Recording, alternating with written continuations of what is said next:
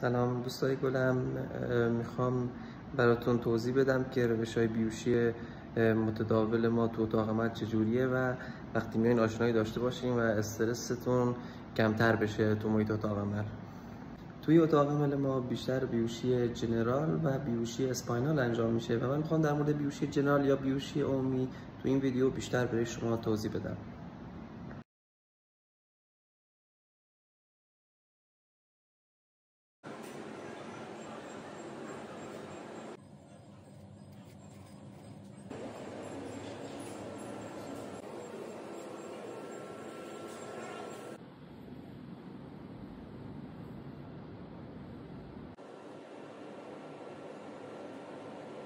آبی که ما برای ادامه بیهوشی استفاده میکنیم گاز ایزوفلورانه که اول به شکل مایع هست و داخل این محفظه که خودش یک تبخیر کننده هست ریخته میشه و اونو از مایع تبدیل میکنه به گاز و به وسیله این لوله خرطومی ها که به لوله تراشک